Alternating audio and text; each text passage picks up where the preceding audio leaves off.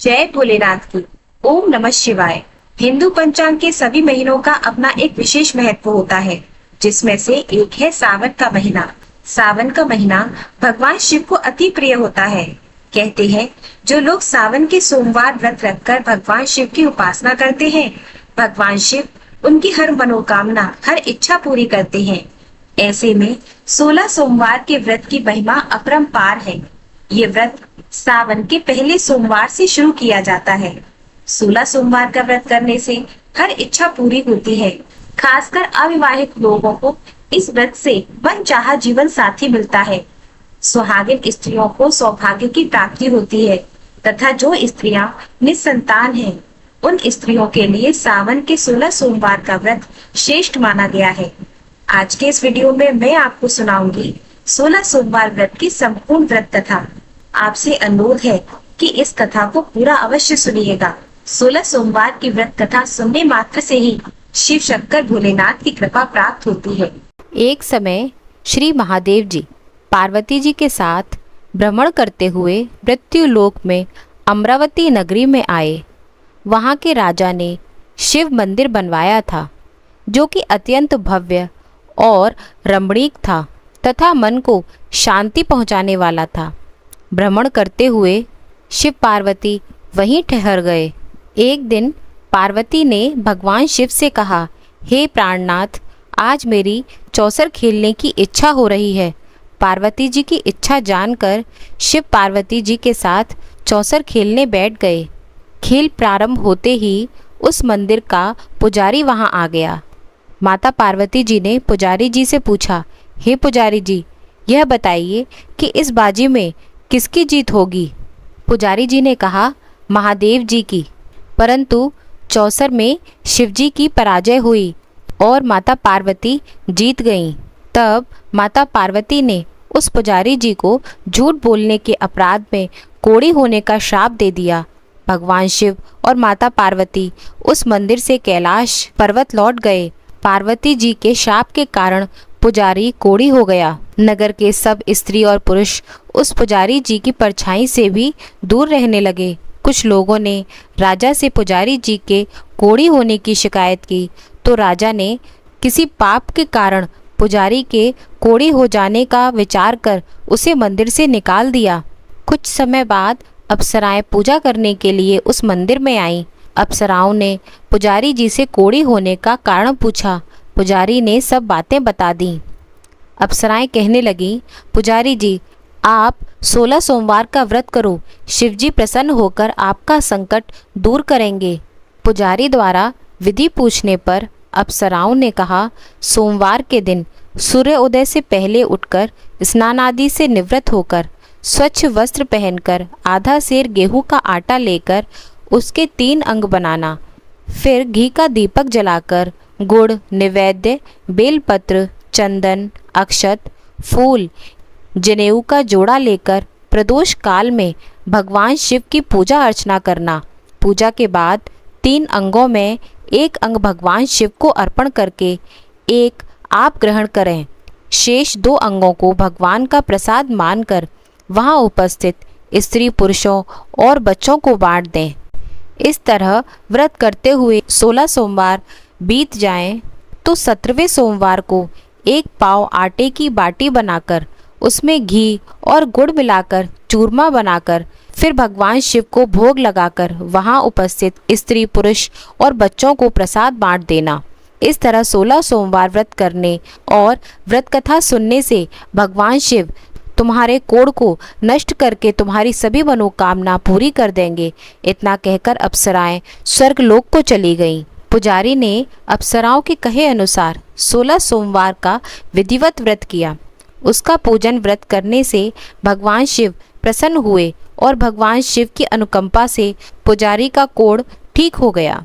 राजा ने उसे फिर से मंदिर का पुजारी बना दिया। वह मंदिर में भगवान शिव की पूजा करता आनंद से जीवन व्यतीत करने लगा। कुछ दिनों के बाद पुनः पृथ्वी का भ्रमण करते हुए भगवान शिव और पार्वती जी उस मंदिर में पधारे। स्वस्थ पुजारी को देखकर पार्वती ने आश्चर्य से उसके रोग मुक्त होने का कारण पूछा, तो पुजारी ने उन्हें 16 सोमवार व्रत करने की सारी कथा सुनाई। पार्वती जी भी व्रत की बात सुनकर बहुत प्रसन्न हुई और उन्होंने पुजारी से इसकी विधि पूछकर स्वयं 16 सोमवार व्रत प्रारंभ किया। पार्वती जी उन दिनों अपने पुत्र कार्तिकेय के नाराज होकर दूर चले जाने से बहुत चिंतित रहती थीं। वे कार्तिकेय को वापस लाने के लिए अनेक उपाय कर चुकी थीं, लेकिन कार्तिकेय लौटकर उनके पास नहीं आ रहे थे।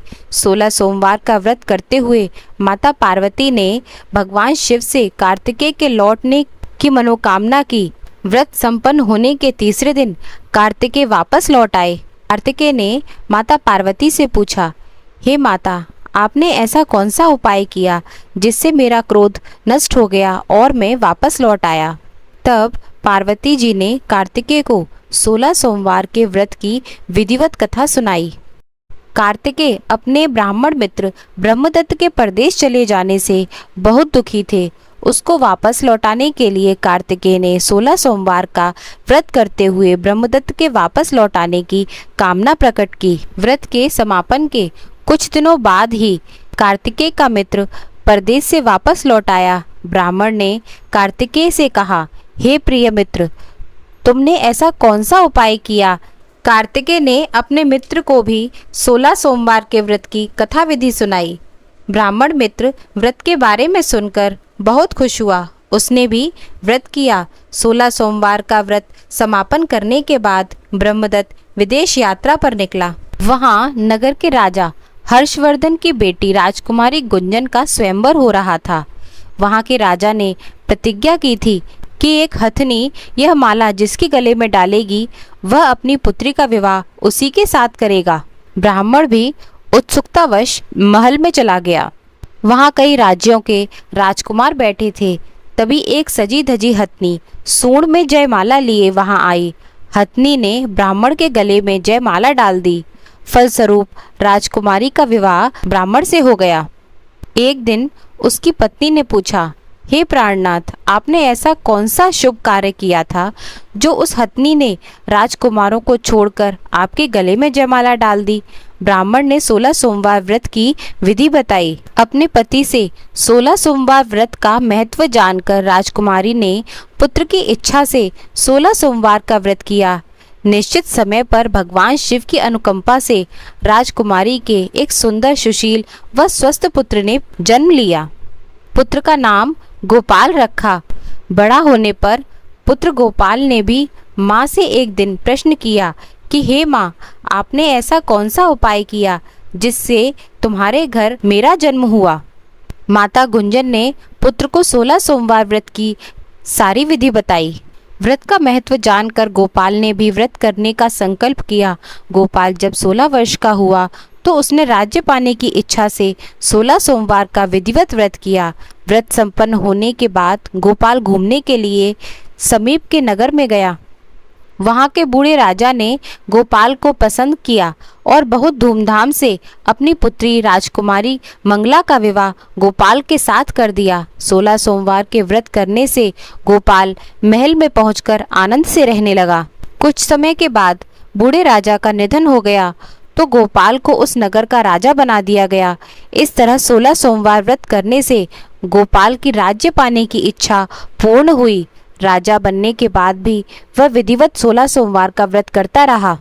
व्रत के समापन पर 17वें सोमवार को गोपाल ने अपनी पत्नी मंगला से कहा कि व्रत की सारी सामग्री लेकर वह समीप के शिव मंदिर में पहुंचे। पति की आज्ञा का उल्लंघन करके सेवकों द्वारा पूजा की सारी सामग्री मंदिर भेज दी। वह स्वयं मंदिर नहीं गई। जब राजा ने भगवान शिव की पूजा पूरी की तो आकाशवाणी हुई, हे राजन, तेरी रानी ने 16 सोमवार व्रत का अनादर किया है, सो तू रानी को महल से निकाल दे, नहीं तो तेरा सब वैभव नष्ट हो जाएगा। आकाशवाणी सुनकर उसने तुरंत महल जाकर अपने सैनिकों को आदेश दिया कि रानी को दूर किसी नगर में छोड़ आओ। सैनिकों ने राजा की आज्ञा का पालन करते हुए उसे उसी समय महल से निकाल दिया। रानी भूखी प्यासी उस नगर में भटकने लगी। रानी को उस नगर में एक बुढ़िया मिली। वह बुढ़िया सूत काट कर बाजार में बेचने जा रही थी, लेकिन उस बुढ़िया से सूत उठ नहीं रहा था। बुढ़िया ने रानी से कहा, बेटी यदि तुम मेरा सूत उठाकर बाजार तक पहुंचा दो और सूत बेचने में मेरी मदद करो तो मैं तुम्हें धन दूंगी। रानी ने बुढ़िया की बात मान ली, लेकिन जैसे ही रानी ने सूत की गठरी को हाथ लगाया तभी जोर की आंधी चली और गठरी खुल जाने से सारा सूत आंधी में उड़ गया। बुढ़िया ने उसे फटकार कर भगा दिया। रानी चलते चलते एक नगर में एक तेली के घर पहुंची। उस तेली ने तरस खाकर रानी को अपने घर में रहने के लिए कह दिया, लेकिन तभी भगवान शिव के प्रकोप से तेली के तेल से भरे मटके एक एक करके फूटने लगे। तेली ने भी रानी को घर से निकाल दिया। भूख प्यास से व्याकुल रानी वहां से आगे की ओर चल पड़ी। रानी ने एक नदी पर जल पीकर अपनी प्यास शांत करनी चाही तो नदी का जल उसके छूने से सूख गया। अपने भाग्य को कोसती हुई रानी आगे चल दी। चलते चलते रानी एक जंगल में पहुंची। उस जंगल में एक तालाब था, उसमें निर्मल जल भरा हुआ था। पानी पीने की इच्छा से रानी ने तालाब की सीढ़ियां उतरकर जैसे ही पानी को छुआ तभी उस पानी में असंख्य कीड़े उत्पन्न हो गए। रानी ने दुखी होकर उस गंदे पानी को पीकर ही अपनी प्यास शांत की। रानी ने एक पेड़ की छाया में बैठकर कुछ देर आराम करना चाहा तो उस पेड़ के पत्ते पल भर में सूखकर बिखर गए। अब रानी दूसरे पेड़ के नीचे जाकर बैठी, लेकिन जिस पेड़ के नीचे बैठती वही सूख जाता। वन और सरोवर की यह दशा देखकर वहां के ग्वाले बहुत हैरान हुए।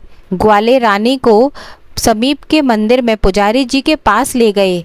रानी के चेहरे को देखकर ही पुजारी जी जान गए कि वह अवश्य ही किसी बड़े घर की है। भाग्य के कारण दर दर भटक रही है। पुजारी ने रानी से कहा, पुत्री तुम कोई चिंता नहीं करो, मेरे साथ इस मंदिर में रहो, कुछ ही दिनों में सब ठीक हो जाएगा। पुजारी की बातों से रानी को बहुत सांत्वना मिली। रानी उस मंदिर में रहने लगी। रानी भोजन बनाती तो सब्जी जल जाती, आटे में कीड़े पड़ जाते, जल से बदबू आने लगती। पुजारी भी रानी के दुर्भाग्य से बहुत चिंतित होते हुए बोले, हे पुत्री, अवश्य ही तुमसे कोई अनुचित काम हुआ है जिसके कारण देवता तुमसे नाराज हैं और उसकी नाराजगी के कारण तुम्हारी यह दशा हुई है। पुजारी की बात सुनकर रानी ने अपने पति के आदेश पर मंदिर न जाकर शिव की पूजा नहीं करने की सारी कथा सुनाई। पुजारी ने कहा, अब तुम कोई चिंता नहीं करो, कल सोमवार है और कल से तुम 16 सोमवार के व्रत करना शुरू कर दो। भगवान शिव अवश्य ही तुम्हारे दोषों को क्षमा करेंगे। अब पुजारी की बात मानकर रानी ने 16 सोमवार के व्रत प्रारंभ कर दिए। रानी ने सोमवार का व्रत करके शिव की विधिवत पूजा अर्चना की तथा व्रत कथा सुनने लगी। जब रानी ने 17वें सोमवार को विधिवत व्रत का समापन किया तो उधर से पति राजा के मन में रानी की याद आई। राजा ने तुरंत ही अपने सैनिकों को रानी को ढूंढने के लिए भेज दिया। रानी को ढूंढते हुए सैनिक मंदिर में पहुंचे और रानी से लौटकर चलने के लिए कहा। पुजारी ने सैनिकों से मना कर दिया और सैनिक निराश होकर लौट गए। उन्होंने लौटकर राजा को सारी बात बताई। राजा स्वयं उस मंदिर में पुजारी के पास पहुंचे और रानी को महल से निकाल देने के कारण पुजारी जी से क्षमा मांगी। पुजारी ने राजा से कहा, यह सब भगवान शिव के प्रकोप के कारण हुआ है। इतना कहकर रानी को विदा किया। राजा के साथ रानी महल में पहुंच गई। महल में बहुत खुशियां मनाई गईं। पूरे नगर को सजाया गया। राजा ने ब्राह्मणों को अन्न, वस्त्र और धन दान दिया। नगर में निर्धनों को वस्त्र बांटे। रानी 16 सोमवार का व्रत करते हुए महल में आनंद पूर्वक रहने लगी। भगवान शिव की अनुकंपा से उसके जीवन में सुख ही सुख भर गया। 16 सोमवार के व्रत करने और कथा सुनने से मनुष्य की सभी मनोकामनाएं पूरी होती हैं और जीवन में किसी तरह की कमी नहीं होती। बोलो भोले शंकर माता पार्वती की जय। हर हर महादेव।